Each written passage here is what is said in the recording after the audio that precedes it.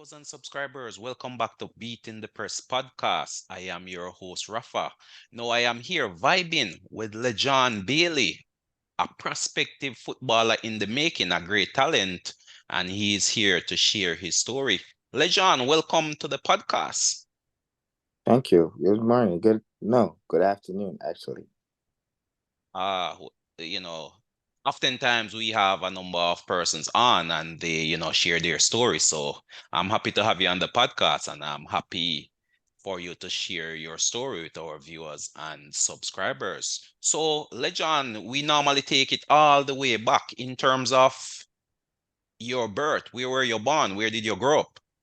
I was born in Kingston, St. Andrew, but after migrated back to St. Elizabeth where I stayed and I grew up with my mom for 14 years, and then I came to America to live with my dad from 14 to 17 now, which I'm 17 right now. Okay, all right. So, were there any siblings that you grew up with in St. Elizabeth? Yeah, I have two sisters, two younger sisters. One is Okay. 7 and one is 2 from my mom's side.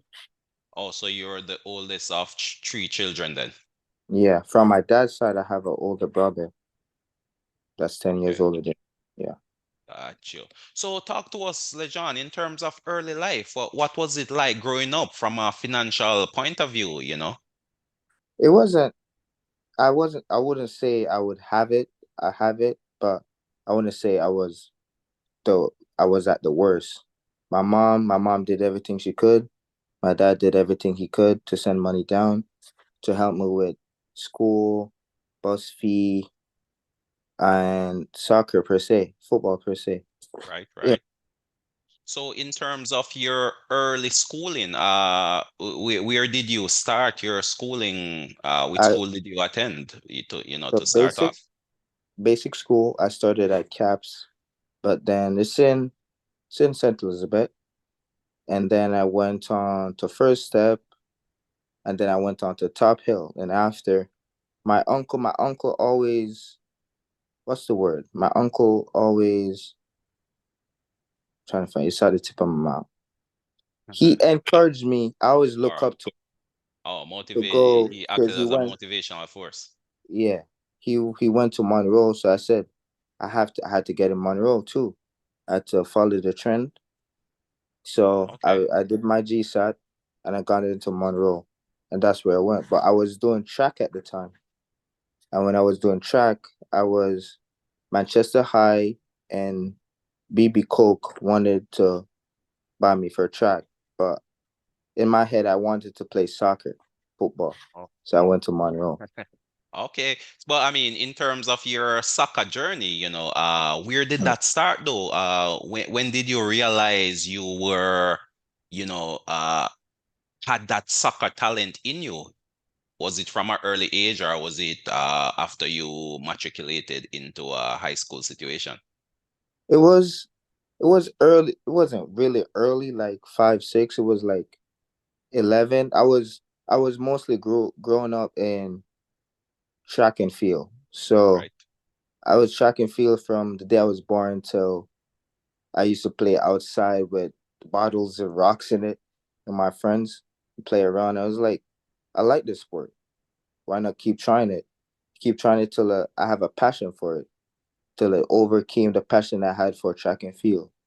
And that's Okay. where I said, at the age of 11, 12, grade 6, grade 5, I was like, yeah, this is what I actually want to do. And that's where I started. Okay, gotcha. So in terms of your competitive involvement in soccer or football, as we Jamaicans call it, when did that start? When did you become active competitively, let's say playing for a team or an age group? When was I that? would say I would say a year after I actually wanted to play soccer, I tried out because Milo had this competition, right? Where they go all over the country to scout kids to play for Jamaica in Spain. And I tried out. I tried out at Mandeville, but I didn't make it because it was out of a 500 students. And Okay. then my mom said, do you want to go to another one? Because they go around the country. They said, my mom said, do you want to go to the next one to try again? And I said, yes, let me try again. I went and I made the team, and that's when we went to Spain. We played and we won both trophies. And that's from Okay. there. I said, I'm not going back to track. Okay. So at what age was that though? Was that during That your high was school at 12. years? That was at 12.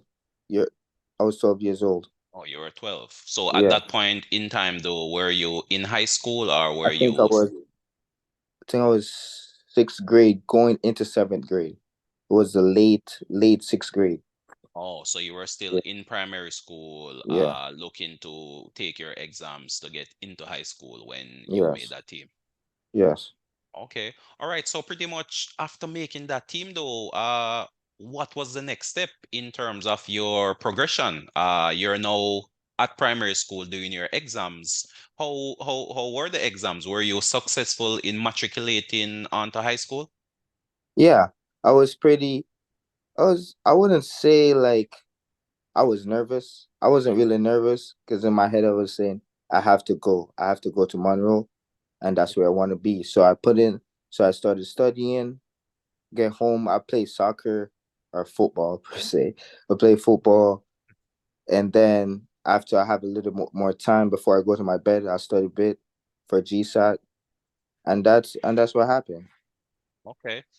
All right. So at that point then you passed your exam and you Yeah, went to Monroe. What was that transition like though, moving from your primary school now to a high school? Was it a difficult transition for you? not really. It didn't really affect me. It was it was normal per se because it doesn't things like that doesn't really bother me or affect me. I just try to what's the word? I just try to try Just and to find. the situation. Yeah, I adjust the situation pretty well. Okay.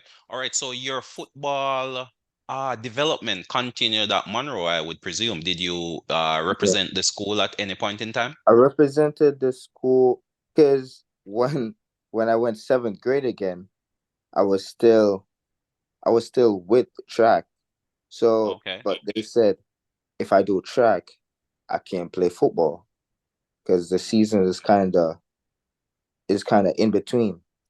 So the seventh grade, I still did track, and I think eighth grade, I was like, no, I'm not doing it no more. So I played under 14 in eighth grade, but my ID didn't came in until late, and we didn't get to qualify for the after the round stages. I didn't get to qualify to the quarterfinals, semifinal, and that. Okay. Got you. Got you. Okay. So pretty much at that point in time, you would be in you're saying second form when Yeah, you second okay. form, third form. Okay. So first one was pretty much track and field, and then in Yeah, second form, you decided to go football. again. Yeah, Okay, got you. All right. So in terms of where did your journey move on from there next? What was the next I step went. in the So in the then, progress? then my dad. I went to my dad. I came to America, and that's where I started ninth ninth grade. Started ninth grade Okay. up here. Yeah, and I tried out for the team. I made the varsity team because they have varsity and they have JV. Made a varsity team. I've been starting for the team for the past 3 years. I'm a senior now. Uh, the first season we won 8 games, drew 5 games, and lost 5 games. We didn't win either conference or the states, but we did pretty well. The second season, though, the second season was for me it was the worst season. For the team, it was because the first game, the first game we lost 2-1, and the last Okay. 10 seconds of that game, I got a red card. So I Oh, was because I was considered the last man. right, right. Yeah, Oh, speaking of which, from a footballing point of view, I didn't ask you this, but what's your preferred position? Where on the field do you play predominantly? I prefer to play center mid or left wing. on the wing. Okay, I so could strike it sometimes too, as a false nine type striker to help out. okay, got you. I Oh, love so to be I love to be in a play more. Yeah, okay, getting involved in both the attack as well as the defensive side of the game. yeah, yeah. Got you, got you. All right, so at this point then you are now in your final year at high school? Yeah, I've just finished the my third and last season of my high school that I'm attending right now. Okay, so I mean, you mentioned you migrated from Jamaica to the US. Yeah. Was that transition a difficult one? Moving to a new environment, a new culture, a new way of life? Was it a difficult transition or you adapted immediately? I adapted immediately. It didn't really affect me. It wasn't difficult. I just adjusted and I went with the Okay. flow. Right, Yeah. right, right. Okay, all right. So in terms of the prospects for the future, what does the future hold for you? Are you looking to go on to college, go professional, get into an academy? What are the options available? Or if you haven't really decided on the next move yet, but are you thinking about it in terms of possibly going professional where soccer is concerned?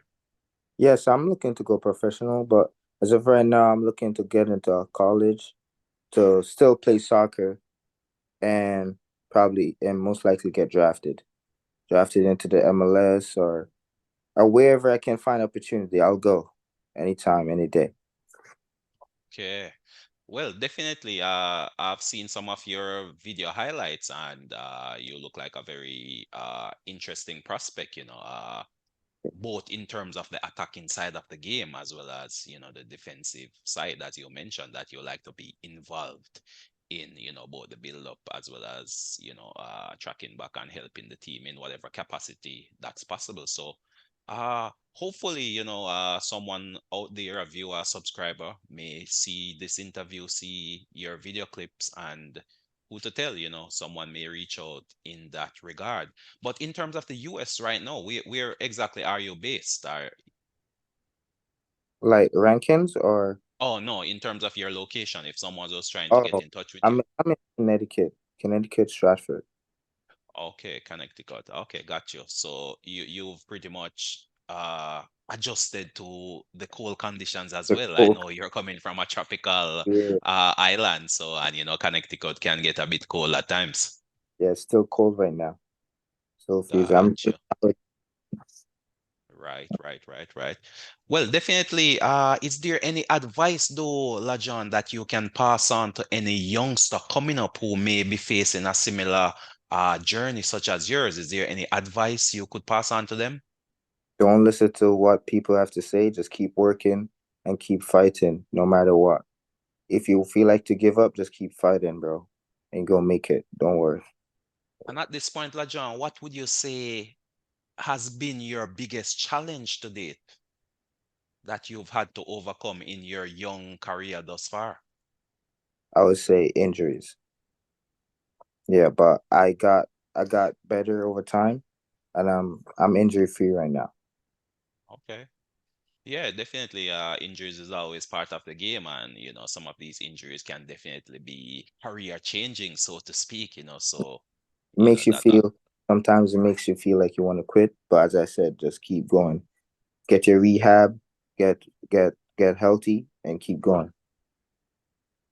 Definitely. Well, viewers and subscribers, there you have it. Lajan on board sharing his story. But Lajan, is there any shout outs you'd like to make at this point? Any thank yous, in terms of people who may have assisted you along the way? You're still young in your career. The journey has just really started, but I'm sure there might be persons who would have assisted you along the way to get you to this point. I mean, this is a prime opportunity if you'd like to give them a shout out, a thank you, a big up, so to speak.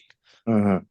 I would say, there's a lot of people that helped me through the way, but I'd say my mom, my dad, my uncles, Uncle Raj, Uncle Ruan, big up. All on my aunts that's in Jamaica.